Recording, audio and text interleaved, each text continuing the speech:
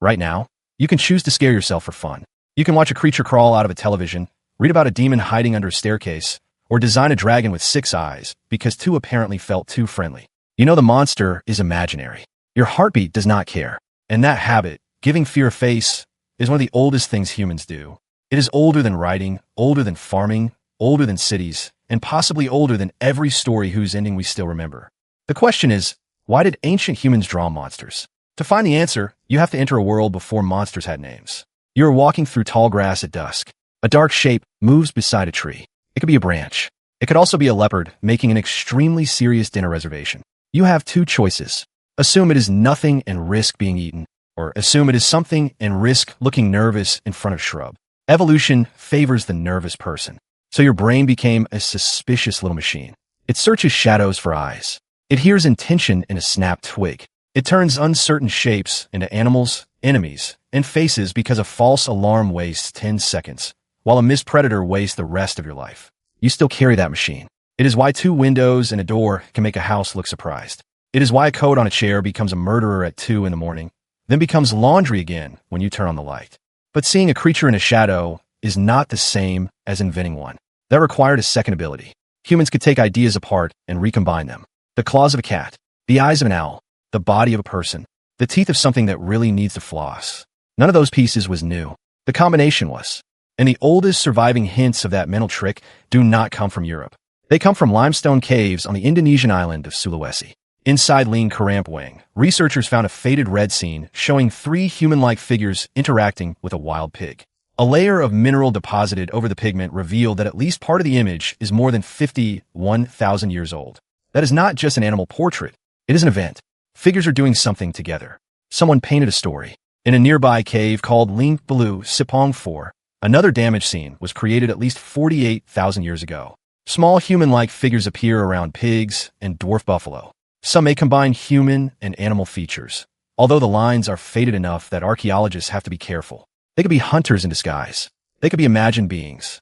They could be figures from a story that every child in the group knew and nobody bothered to write down, mainly because writing would not exist for another 40,000 years. We cannot confidently call them monsters. That word belongs to us. To their makers, a creature with animal and human qualities might have been a protector, an ancestor, a spirit, a transformed person, or simply Gary after a very disappointing hunting trip. But one fact survives the uncertainty. Near the beginning of known visual storytelling, humans were already placing human-like actors into scenes that may reach beyond ordinary life. Reality was no longer the limit. Except imagination alone does not explain the mystery. Imagining a strange creature is free. Ancient people then spent valuable pigment, light, time, and effort putting these beings where others could see them. Why? The best clue waited in pieces beneath the floor of a German cave. In 1939, excavators at Hohenstein-Stadel collected hundreds of fragments of mammoth ivory. The pieces were stored as war spread across Europe. Only decades later, after repeated attempts at reconstruction, did the object reveal what it had once been. It stands like a human. It has the head of a cave lion. Today it is called the Lion Man, although its sex is uncertain. It was carved roughly 40,000 years ago and stands about 31 centimeters tall. That is taller than many action figures, considerably older, and unlikely to come with detachable accessories. Now think about the person who made it. Mammoth ivory is hard, curved, and unforgiving. The carver had to separate a large piece from a tusk, reduce it with stone tools, shape the limbs and torso, form the lion's head, polish parts of the surface, and continue without making one catastrophic cut. This may have required hundreds of hours. Hundreds! For a creature that never existed. That is the open question at the center of this story. If the Lion Man was merely a random fantasy, why invest so much work in it? Food spoiled. Fires died. Children needed care. Cave lions were not known for respecting personal schedules. Whatever this figure meant, it mattered. Perhaps it represented a being from a shared story. Perhaps a person transforming into a lion. Perhaps someone wearing animal power like an identity. We cannot recover the name or the ritual, and pretending otherwise would turn archaeology into prehistoric fan fiction. But we can see the design. The artist joined the most intelligent hunter they knew to one of the strongest predators they feared. A human could plan. A lion could overpower. Put them together, and you get something more memorable than either one alone. This is the first big reveal. A monster is compressed information. It can pack speed, hunger, night, death, intelligence, and intention into a single body. Instead of explaining 6 different dangers, You create one creature with all six. Efficient, horrible, unforgettable. But the Lion Man could do something else. It could leave one person's imagination and enter everybody else's. Once a creature has a body, people can point to it. They can carry it. They can gather around it and tell the same story again. A private fear becomes a shared character. And deep inside the caves of Ice Age France, humans discovered how powerful that could feel. At Chauvet Cave, artists working more than 30,000 years ago covered walls with lions, bears, rhinoceroses, mammoths, and bison. Many of these animals were dangerous. Several were not common dinner. So this was not a menu. The artists used the cave itself. A bulge in the rock became a shoulder. A crack became a spine. Some animals were drawn with repeated legs or outlines, creating the impression of movement. Now, at a flickering fat lamp. As the flame shifts, a lion appears from the wall. Its head moves across the curve of the stone. Then the light passes, and the animal disappears again. You're not looking at a dead picture. You're watching the cave produce a predator. Most animals at Chauvet were real, not monsters. But they reveal the experience from which monsters gained their power. In darkness, surrounded by cave bear bones and claw marks, an image could make danger present without making it physically present. You could approach the lion and survive. That matters. Humain rêve danger. Children chase each other while pretending to be predators. Adults watch horror films through their fingers, which technically means they are still watching, but with extremely poor screen resolution. Fear in a controlled setting lets your body practice. Your heart accelerates. Your attention narrows. You predict what the threat will do next. Then the story ends, the light returns, and nobody has to be removed from an actual lion. Ancient images may have helped groups remember dangerous animals, important places, hunting events, or stories about powers they believe surrounded them. We cannot assign one purpose to every cave. Different artists, separated by thousands of years, probably had different reasons. But here's what makes this so important. The moment humans could draw an impossible threat, fear became teachable. You no longer needed a real attack to explain danger. You could show a creature, give habits, tell people where it waited and what mistakes attracted it. The details could encode warnings about cliffs, deep water, strangers, predators, death, or places children should not wander alone. And because the creature broke the rules of nature, people remembered it. A snake is concerning. A snake with antlers, hands, and the ability to judge your moral character will remain with you. Around 17,000 years ago, someone entered a deep shaft in Lascaux Cave and left a scene that still refuses to explain itself. A wounded bison stands with its entrails exposed.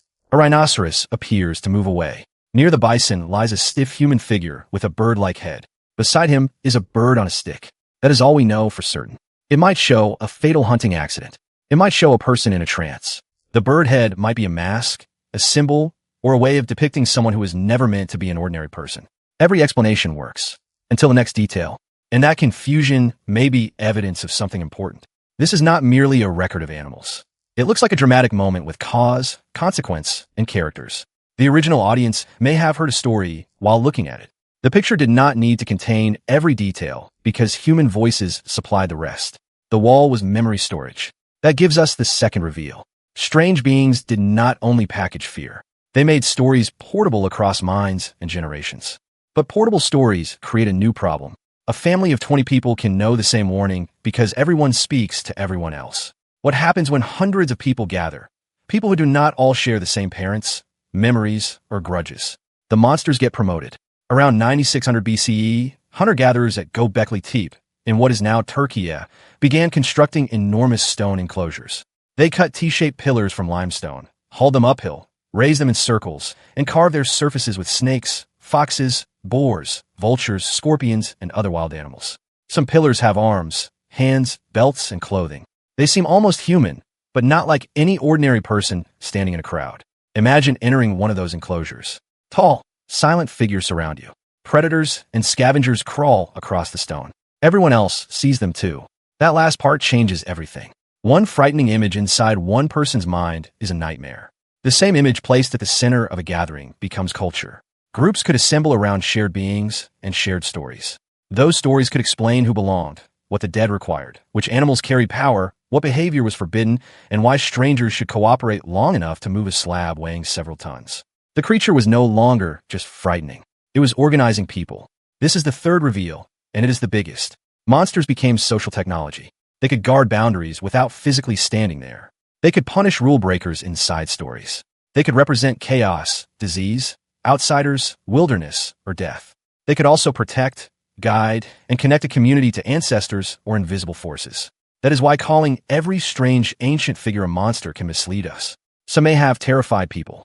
Others may have made them feel safe. A lion-headed being is frightening if it hunts you. It is comforting if it hunts your enemies. Context is doing a lot of work here. As villages became cities and cities became states, impossible creatures received increasingly specific jobs. In Mesopotamia, hybrid beings guarded important entrances and appeared in stories about chaos and kingship. In Egypt, human and animal features expressed divine powers. Later traditions filled their worlds with sphinxes, griffins, centaurs, dragons, and demons. The designs changed. The mental machinery did not. Take something people understand. Give it the powers of something else. Make the result violate one or two rules, but not so many that it becomes meaningless. That balance is crucial. A creature made of random elbows is strange. A human with a lion's head is a character. You recognize both halves instantly, and your brain wants to know why they are together. That question pulls you into the story. So did ancient humans draw monsters because they genuinely believed these creatures walked around outside? Sometimes they may have treated such beings as real forces. But humans do not need to confuse fantasy with reality to care deeply about it. You can fear a film villain while knowing an actor went home after filming and probably ate a sandwich. Ancient people were not failed zoologists. Their art shows careful observation of muscles, movement, horns, paws, and behavior. They knew what real animals looked like. That is why changing them had meaning. They drew creatures that violated nature because those creatures could express things nature could not. A fear with intelligence, a predator with moral purpose, a human crossing into the animal world, a dead ancestor who still watched, or a boundary that could bite back. And yes, some were probably created because strange creatures make excellent stories. Ancient humans had children, boredom, nightmares, dramatic friends, and evenings with no streaming service. Somewhere, someone absolutely added larger teeth because the first version was not getting enough attention. The oldest monster may not have been one specific drawing. It may have been a moment. One person saw a shape in darkness, changed it in their mind, and described something nobody had ever seen. Another person understood. Then a third remembered it. The impossible creature became real in the only place it needed to be. Between people. So here is the full picture. First, the human brain learned to search uncertain darkness for living threats. Then imagination pulled real creatures apart and combined their most powerful features. More than 50,000 years ago, humans were already painting visual stories. Around 40,000 years ago, someone invested hundreds of hours in a lion-headed human. Cave walls turned danger into an experience people could approach safely. Strange figures made warnings and stories memorable. And when communities grew, impossible beings moved onto monuments, guarded boundaries, enforced shared ideas, and helped strangers imagine the same invisible world. Now return to the monster on your screen. You know it is made of pixels, makeup, or somebody's exhausted drawing hand. But it still captures your attention because it is doing ancient work. It gathers danger into one shape. It lets you practice fear.